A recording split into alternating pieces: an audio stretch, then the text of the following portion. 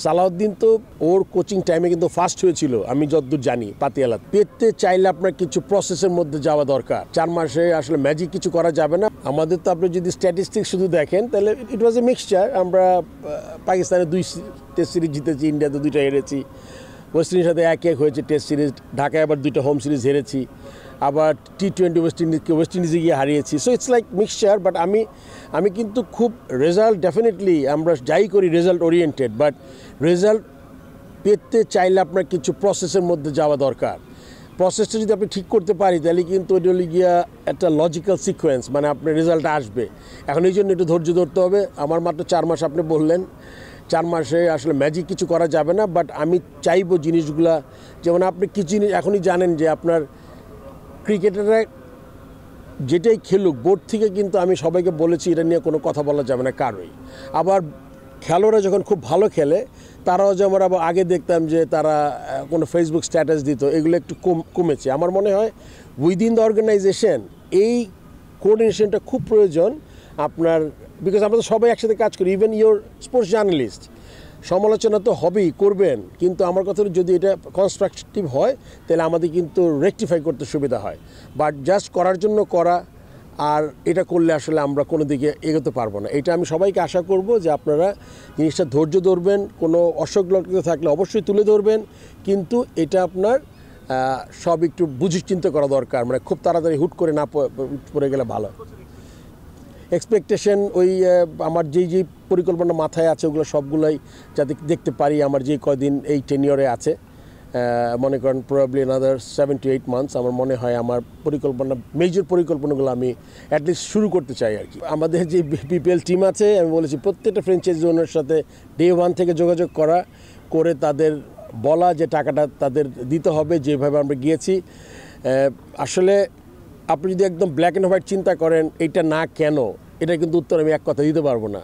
You have to see the situation. এই গত 4 মাসের সিচুয়েশন দেখতে হবে আপনার সবার তরফ থেকে। তার মানে তা না যে প্লেয়াররা পয়সা পাবে না, ওইটার জন্য আমরা আলাদা পদক্ষেপ নিয়েছি। তাদের বলছি, আমি প্রেসিডেন্ট হিসাবে তাদের সাথে সরাসরি কথা বলছি, কেননা তাদের জন্য আমরা অনেক কিছু করার চেষ্টা করছি ফ্র্যাঞ্চাইজি, যাতে তারা ফিল না করে তারা মানে বোর্ড শুধুমাত্র দেখবে আর ফ্র্যাঞ্চাইজি তাদের কোনো সম্পর্ক নেই। তারা কিন্তু আমাদের পার্টনার, মানে they are also spending money to improve Bangladesh cricket. Too early to comment.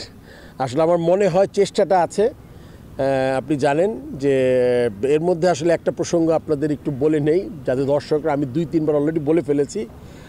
আমার মিডিয়া ম্যানেজার বলেছিল প্রসঙ্গ না তুললে ভালো আপনাদের হয়তো, বা টিকিটের ব্যাপারটা আমি একটু বলে নিচ্ছি।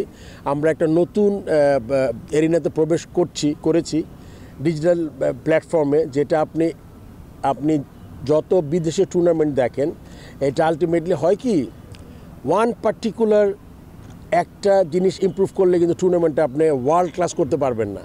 আমরা চেষ্টা করছি হলে গিয়ে বিপিএলটাকে একটা রিয়েল ফ্র্যাঞ্চাইজি টুর্নামেন্ট, যেই টুর্নামেন্টে ফ্র্যাঞ্চাইজি ওনাররা ফিল করে এই ফ্র্যাঞ্চাইজিটা যাতে আপ হয়। আমাদের তো এখনও আপনার ম্যাক্সিমাম ফ্র্যাঞ্চাইজি হয়তো অনেক পয়সা করতে পারে না, এই জন্য আমরা যে টিকিটিং সিস্টেম করেছি, আপনি দেখেন এলইডি লেগেছে, সো দেখতে রাতে খেলা খুব ভালো লাগে, প্রোডাকশন কোয়ালিটি কিন্তু খুব ভালো আপনি যদি দেখে থাকেন।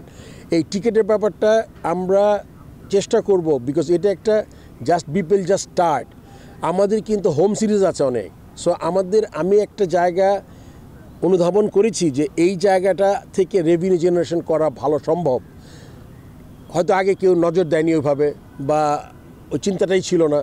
আমার মনে হয় যে আমি হোম সিরিজে এবং আমার বাই দিস টাইম বিপিএলের শেষে আপনি দেখবেন যে অ্যাটলিস্ট 60 to 70% ডিজিটালাইজড হয়ে যাবে টিকিটিং সিস্টেম। যারা পারবে না, আপনি কি হয়, আমরা যখন একটা জিনিস করতেই হবে জানি, তখন কিন্তু সামহামি কিন্তু একটা ওয়ে বের করি। সো আমরা চাই, অ্যান্ড এই সিস্টেমটা এত ভালো সিস্টেম, কারও কোনো কিছু টাচ করা দরকার নাই। আপনি টিকিটটা ক্লিক করবেন, কিনবেন একটা গেটওয়ে দিয়ে, একটা পার্টিকুলার আমাদের ক্রিকেট বোর্ডের একটা অ্যাকাউন্ট আছে, টিকিট কালেকশন অ্যাকাউন্ট, ওই কালেকশনের টাকাটা চলে যাবে। এখানে কিন্তু আমার বোর্ডের লোকের কারো এখানে কোনো কিছু টাচ করার কিছু নাই।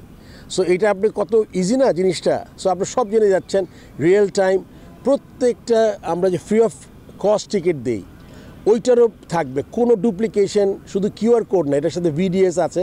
এইটাকে নকল করা literally impossible. I am sure তারা আবার চেষ্টা করবে এটাকে আরও ইমপ্রুভ করার। আপনি জানেন টেকনোলজি একদিনে সব হবে না, আস্তে আস্তে সব বেটার হয়। সো এটা আমরা চেষ্টা করব যে এই সিস্টেমটা যাতে আমরা রেখে যেতে পারি ভালো, সব কিছু ভালোর জন্য। অবশ্যই ইম্প্যাক্ট পড়েছে। আপনি খেলার স্ট্যাটিস্টিক্স বেশি কিছু জানার দরকার নাই, কেননা সালাউদ্দিন তো দুটি জিনিস, ও আপনি জানেন যে কিন্তু ওর কোচিং টাইমে কিন্তু ফার্স্ট হয়েছিল আমি যতদূর জানি পাতিয়ালাতে, প্লাস ওর যে এক্সপিরিয়েন্স গ্যাদার করেছে এখন দুই দিন একসাথে লাগাচ্ছে আরও বাংলাদেশি। সো প্রতিটা প্লেয়ারকে সে এত ভালোভাবে চিনে, যার যে ঘাটতিটা ওইটা সে খুব ভালো জানে। সেটা নিয়ে আমি শিওর সে ইন্ডিভিজুয়ালি কাজ করছে, করবে এবং এটা উত্তরোত্তর ইমপ্রুভ করা উচিত আমি মনে করি করবে।